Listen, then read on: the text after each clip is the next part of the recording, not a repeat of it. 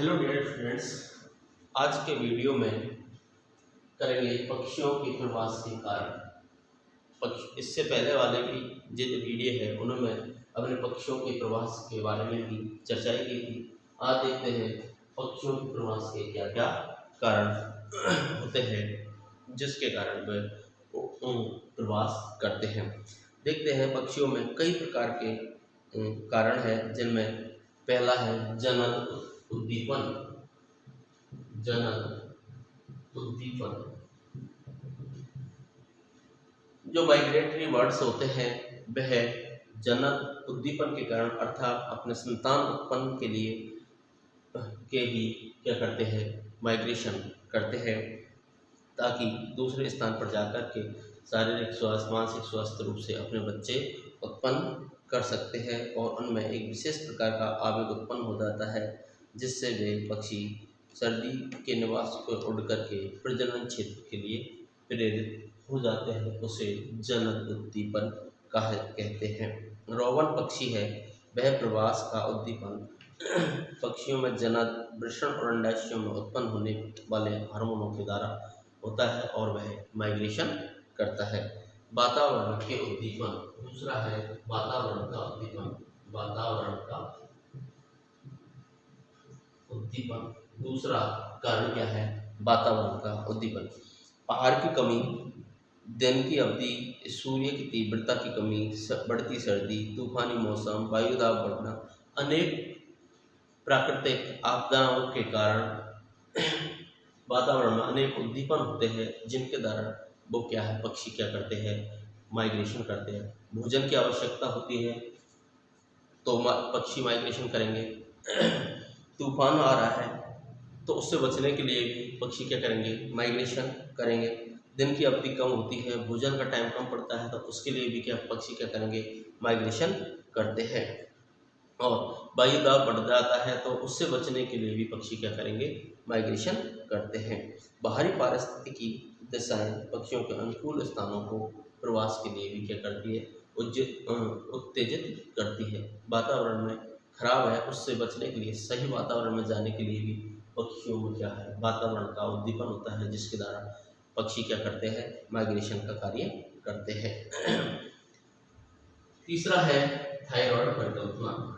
Thyroid परिकल्पना तीसरा लक्ष्य कौन सा है?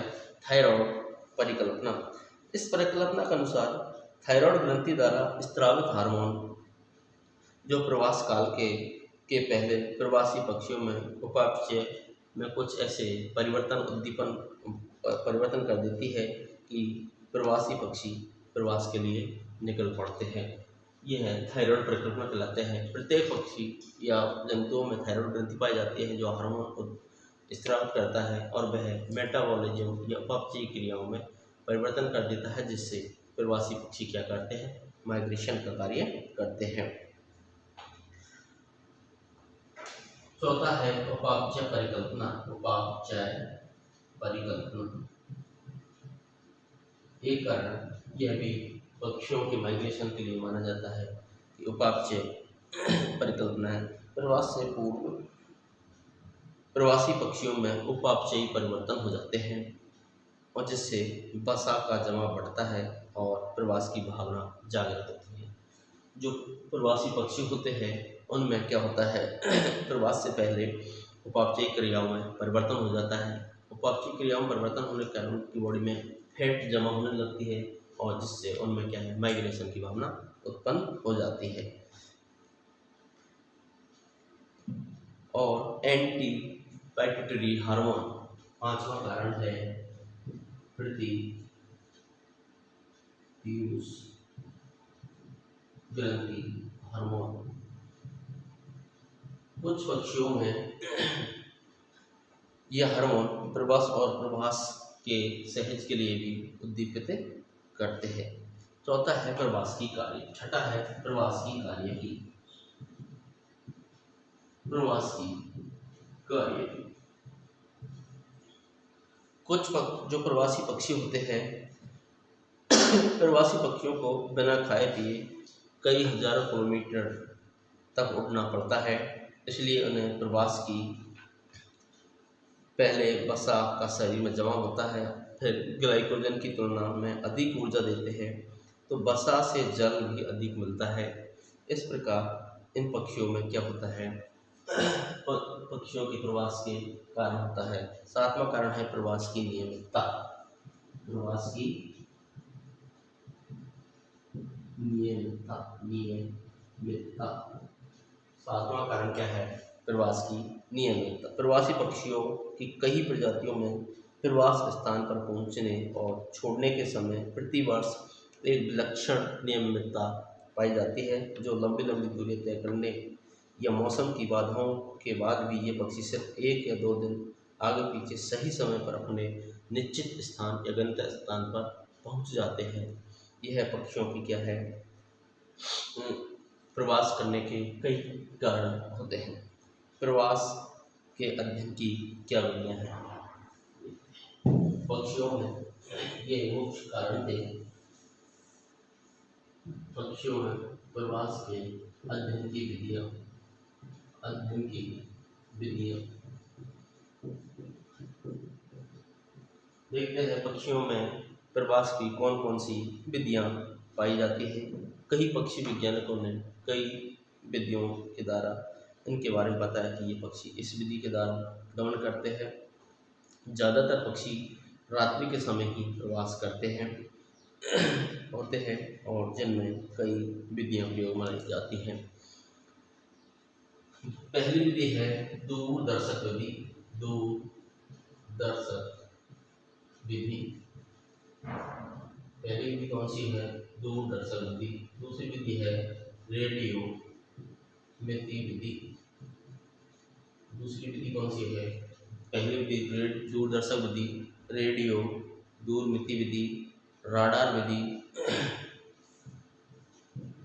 राडार विधि। तीसरी विधि कौन सी है, राडार विधि। पक्षियों में ध्वनि टैप विधि, पक्षियों में ध्वनि टैप विधि। चौथी विधि कौन सी है, पक्षियों की ध्वनि टैप विधि। और पांचवी कौन सी है, एयरटच विधि। टोटल जो प्रवास करते हैं उनके अध्ययन की कितनी विधि है, 5 विधि है। दूरदर्शक द्वारा, दूरदर्शक की सहायता से रात्रि के समय चंद्रमा के सामने से गुजरने वाले पक्षियों की संख्या और गति का अध्ययन किया जा सकता है। जो रात्रि के समय माइग्रेशन करते हैं वह चंद्रमा के सामने से गुजरते हैं और उन पक्षियों की संख्या और गति आसानी से ज्ञात कर सकते हैं दूरदर्शक के द्वारा। दूसरा है रेडियो दूरमिति विधि। रेडियो अनुवर्तन, ट्रांसमीटर या अभिग्राही या उपकरणों की सहायता से भी प्रवासी पक्षियों के समय आसानी से ज्ञात किया जा सकता है। राडार, प्रवासी पक्षियों का अध्ययन राडार द्वारा भी आसानी से किया जा सकता है।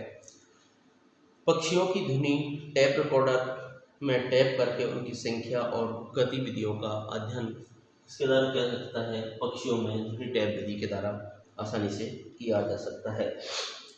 वर्तमान समय में आधुनिक उपकरण एम्पलीफायर के द्वारा इनकी अध्ययन किया जाता है।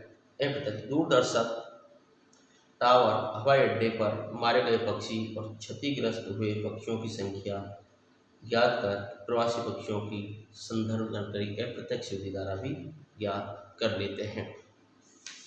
इस प्रकार प्रवासी पक्षियों में कई अध्ययन की विधियाँ होती हैं। प्रवास के क्या महत्व है, प्रवास का महत्व, प्रवास का महत्व। कई जो प्रवासी पक्षी होते हैं उनमें कई महत्व होते हैं। पहला है कि जो प्रवासी पक्षी होता है वह अपने भोजन की कमी, उत्तरी गोलार्ध में बर्फ जमने पर भोजन की कमी हो जाती है तो अपने भोजन की पूर्ति के लिए दक्षिणी गोलार्ध की ओर चले जाते हैं जहां उन्हें अपने भोजन आसानी से मिल जाता है। दूसरा है कि वह बच्चे प्रजनन क्रिया अपने बच्चे उत्पन्न करते हैं और नए बच्चे, नई संतति उत्पन्न करने का कार्य भी प्रवास के दौरान कर लेते हैं। पक्षियों के प्रवास के कारण जीवन यापन के लिए बेहतर जलवायु प्राप्त कर लेते हैं और जिस प्रवास की सहायता से यह अपना जीवन स्वस्थ बनाए रखते हैं। सर्दियों में गर्म स्थानों पर पहुंचकर इन्हें भोजन ढूंढने के लिए दिन का अधिक समय मिल जाता है। प्रवास के कारण पक्षी ठंडे और तूफानी मौसम या अधिक गर्मी से बच जाते हैं। प्रवास के कारण पक्षियों में जनन के लिए उचित समय मिल जाता है। पक्षियों के साथ जीवन विनिमय का अधिक अवसर प्राप्त हो जाता है और प्रवास के कारण पक्षियों में सूक्ष्म जीवों और परजीवियों के संक्रमण की भी क्या हो जाती है, कमी हो जाती है। प्रवास के कारण पक्षियों में भौगोलिक वितरण भी संभव हो जाता है। प्रवास में कुछ आनुवंशिक और बुद्धिविकासीय उपयोगिता भी पाई जाती है और कई अनुकूलन क्षमताएं पाई जाती हैं। इस प्रकार सभी माइग्रेटरी बर्ड्स में बहुत ही अत्यधिक महत्व होता है। Thank you.